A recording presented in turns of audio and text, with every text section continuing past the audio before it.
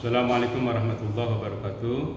Saya nama Yusrus Riyandi, nomor induk mahasiswa 270-302-30336, mahasiswa Dajjal S2 UIN Salatiga, asal sekolah SMP Bina Azkia, kelas PAI K1N2, dosen pembimbing Bapak Agus Henmawan MA, Guru Pamung, Ibu Ulin Nikmah SPD NPD.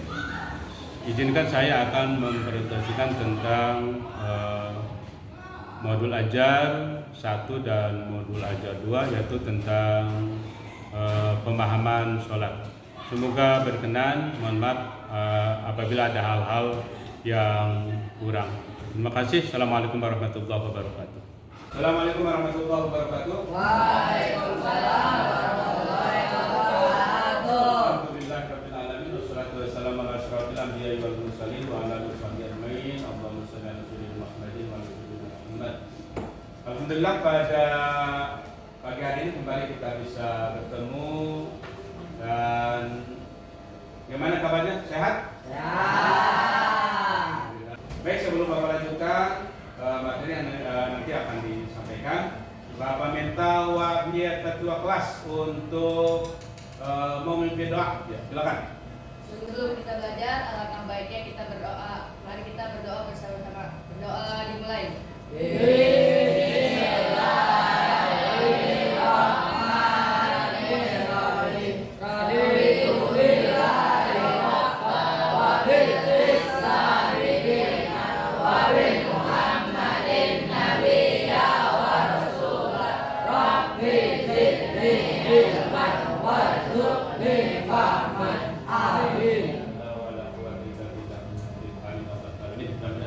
Doa yang kita panjatkan Allah kabulkan, Allah tambahi kita ilmu. Baik, Bapak akan absen dulu sebelum melanjutkan materi. Yang dipanggil mohon untuk angkat tangan. Ade Kurniawan? Ahmad Abdi?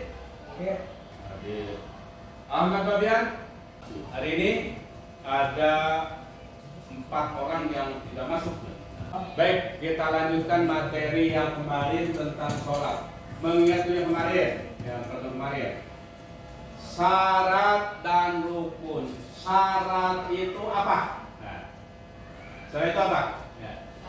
Hal-hal yang perlu dipersiapkan sebelum sholat. Hal yang perlu disiapkan sebelum sholat namanya syarat. Kemudian rukun adalah hal yang mesti dilakukan ketika pekerjaan berlangsung. Jadi ketika sholat berlangsung, itu namanya rukun. Syarat dan rukun mesti terpenuhi. Kalau syaratnya hilang, rukunnya tertinggal, maka menyebabkan sholat tidak sah. Nah, jadi rukun dan syarat mesti terpenuhi. Kemarin. Tujuan pembelajaran, peserta didik memahami cara pelaksanaan sholat dengan baik dan benar, dan memahami hikmah sholat. Sampai pembelajaran, peserta didik hafal bacaan sholat. Ya. Kemudian memahami syarat, rukun, dan hikmah sholat.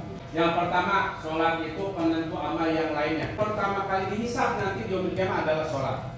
Jadi bukan umrohnya, bukan hajinya, bukan puasa, bukan sedekah, tapi sholat yang pertama kali ditanya. Faidah saluhat, seluruh amal dulu. Kalau baik sholatnya, maka baik seluruh amalnya. Kalau rusak sholatnya, rusak seluruh amalnya. Kemudian pentingnya sholat dalam ibadah sama pentingnya kepala dalam tubuh. Kemudian mencegah perbuatan keji dan munkar. Kemudian hikmah sholat dalam 1 ayat 45. Kemudian ibadah yang tidak meringankan untuk ditinggalkan. Sudah sampaikan jawab bahwa sesibuk apapun kita, separah apapun sakit kita, maka sholat tidak ada rukhsah, tidak ada keringan untuk ditinggalkan. Kemudian Rasul menerima perintah sholat langsung dipanggil oleh Allah dalam peristiwa Isra Mi'raj. Rasul mendapatkan perintah puasa lewat malaikat Jibril.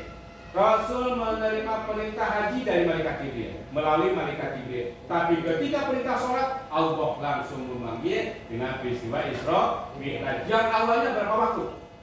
Allah mewajibkan berapa waktu? 50 waktu.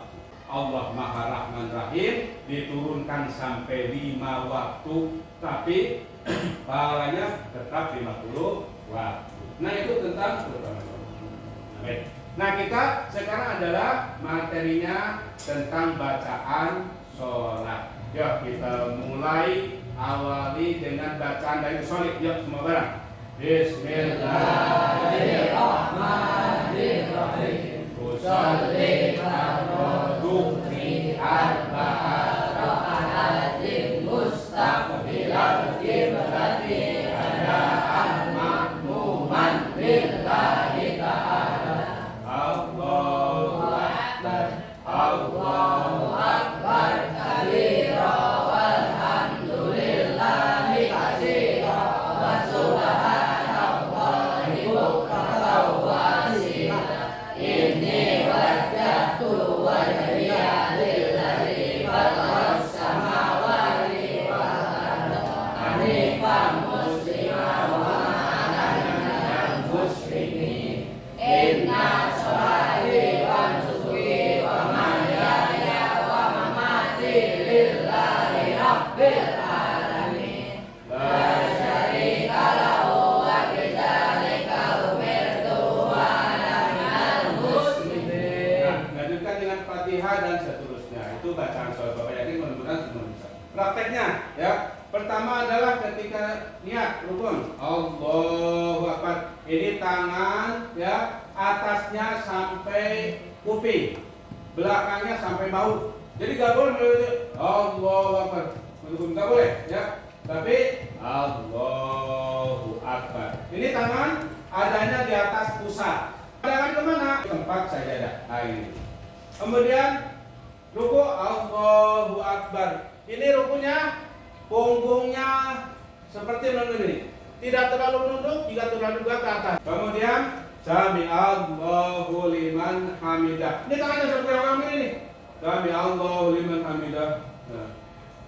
Ya, tapi sami Allahu liman hamidah. Rabbana wa lakal hamdu. Boleh atau Rabbana lakal hamdu mil'us samawati dan seterusnya. Kemudian sujud, ya. Sujud. Nah, ini sujudnya. Nah.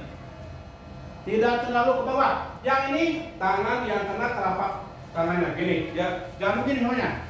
Nih, ya. Kemudian ketika sujud yang kena jidat dan hidung kena, ya. Kemudian ketika tasahud asyhadu an la ilaha illallah, dengar ini, ya. Asyhadu an la ilaha illallah. Ketika illallah dilirik telunjuknya. Asyhadu an la ilaha illallah dilirik, kemudian kembali ke tempat sujud, ke tempat sujud, ya. Asyhadu an la ilaha illallah. Ya. Kemudian ketika tasawuf akhir, ini posisi begini, ya. Kemudian ketika salamnya assalamualaikum warahmatullah. Assalamualaikum pertama tetap menghadap ke kiblat. Assalamualaikum warahmatullah. Assalamualaikum warahmatullah. Itu tentang praktek dan bacaan sholat. Nah, sudah perlu sampaikan? Kira-kira ada yang perlu ditanyakan? Yang perlu apa?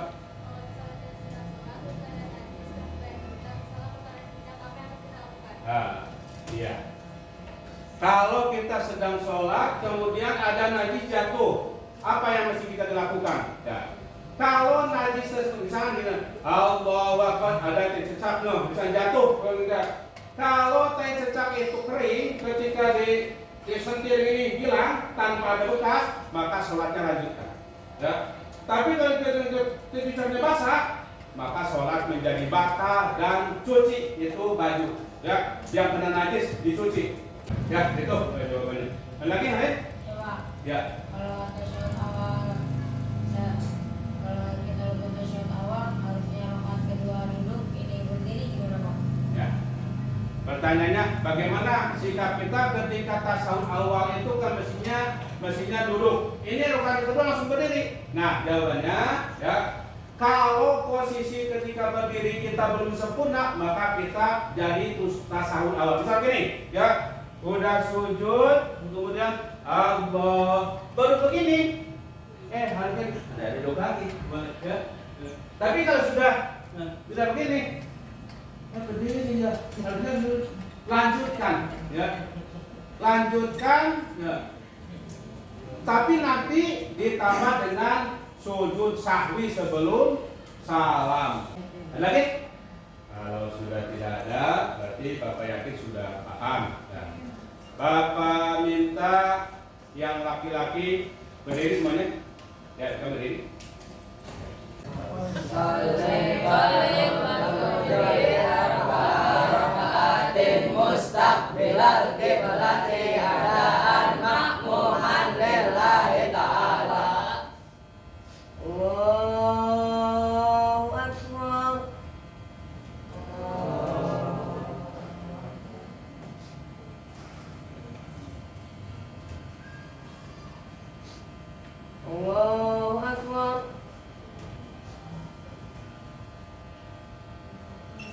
سمع الله لمن حمده الله أكبر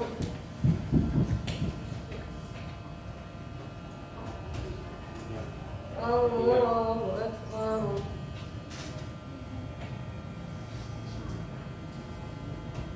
الله أكبر Kakinya, ya, kakinya الله أكبر langsung tahiyat.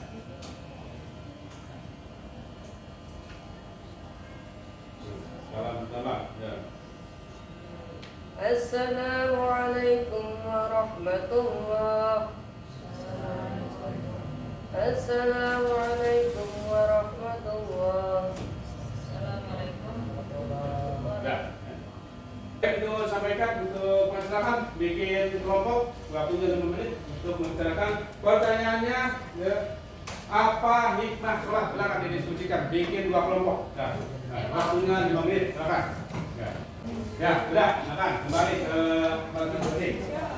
Silakan Bapak minta 1 kelompok dari perempuan untuk maju menyampaikan hasil dari diskusi. Ya, silakan. Assalamualaikum warahmatullahi wabarakatuh. Waalaikumsalam warahmatullahi wabarakatuh. Saya dari perwakilan kelompok 3 akan menyampaikan hasil dari diskusi kami. Setelah kami diskusikan dengan teman-teman, hikmah dari mendirikan sholat antara lain: sholat mencegah dari perbuatan keji dan mungkar. Keji adalah perbuatan bercela yang merugikan diri sendiri, misalnya bunuh diri, ngomongin kejelekan orang lain, pemalas, dan lain-lain. Mungkar adalah perbuatan dosa yang bukan hanya diri sendiri yang rugi, tapi orang lain juga merasakan. Contoh mencuri, memfitnah, mabuk-mabukan, bertengkar, dan lain-lain. Cukup sekian dari saya. Wassalamualaikum warahmatullahi wabarakatuh.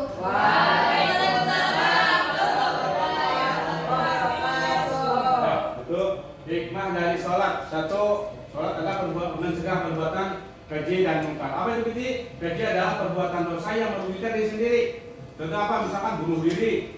Bunuh diri termasuk keji. Kenapa? Hanya diri sendiri yang merugi. Ya, tuh. Kemudian munkar. Munkar itu apa? Munkar adalah perbuatan dosa yang orang lain rugi.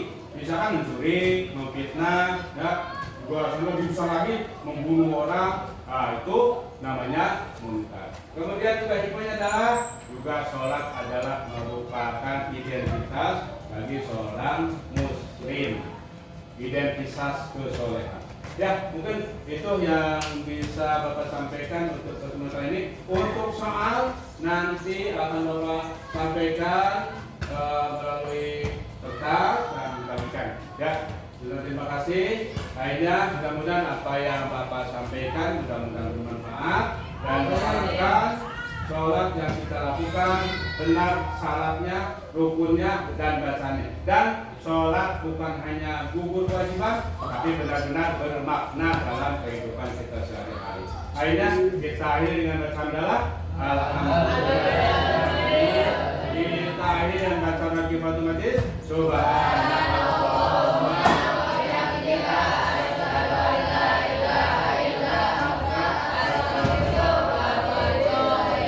Assalamualaikum warahmatullahi wabarakatuh.